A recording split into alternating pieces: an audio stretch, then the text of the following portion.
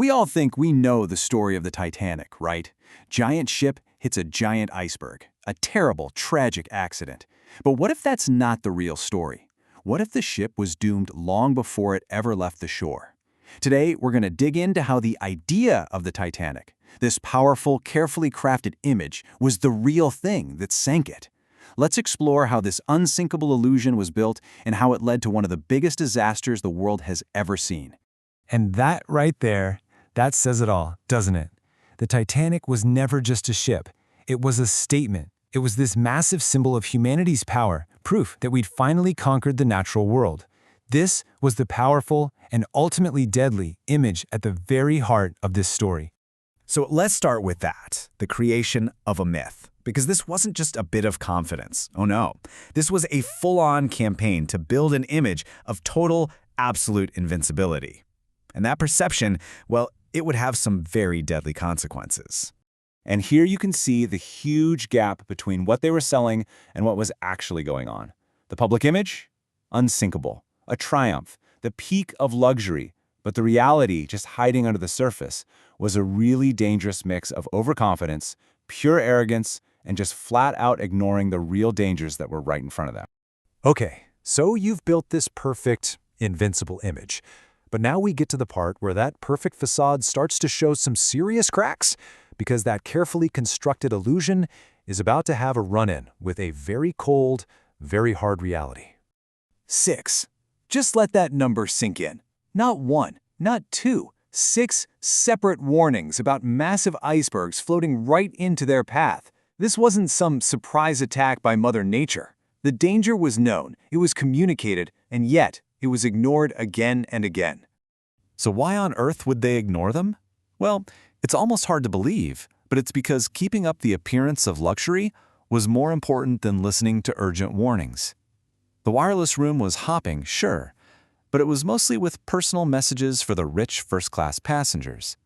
Those critical iceberg alerts were seen as an annoyance, an interruption getting in the way of the real business.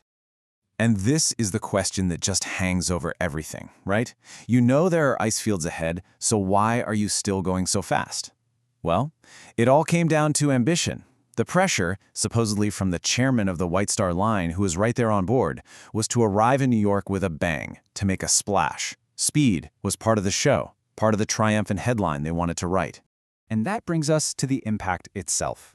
You know, it wasn't this huge, dramatic, loud crash like you see in the movies.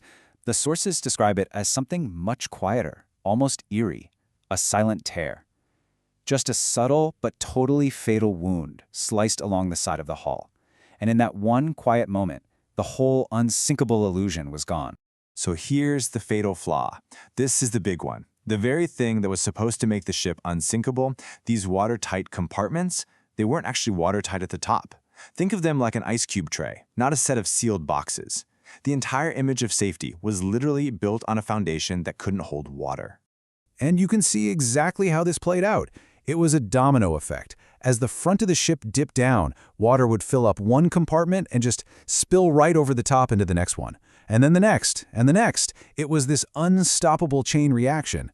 The unsinkable ship was literally sinking itself, one compartment at a time. You know, as the ship went down, the disaster revealed more than just bad engineering. It exposed a deeply flawed society.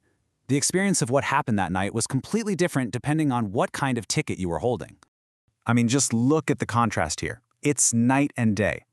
For first-class passengers, yeah, there was confusion, but the band was still playing, while the crew calmly guided them to the lifeboats. Down in third class, it was a totally different world. Immediate flooding, chaos, and people literally trapped behind gates and barriers, kept far away from any chance of getting to safety.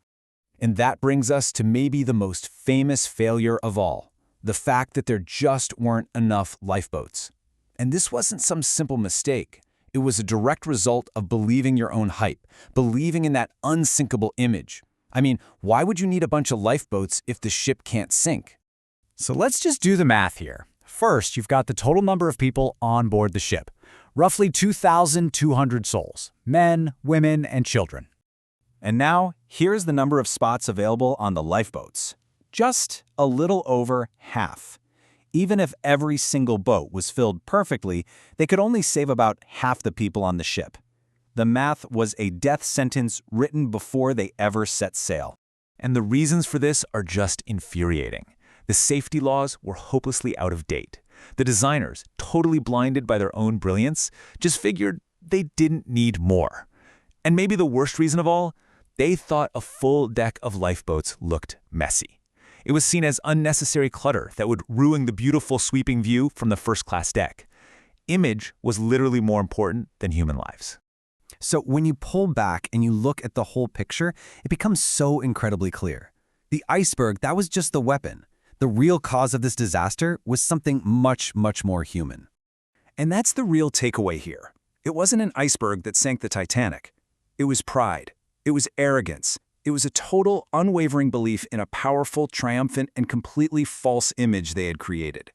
And this is the price of that pride. More than 1,500 people died that night.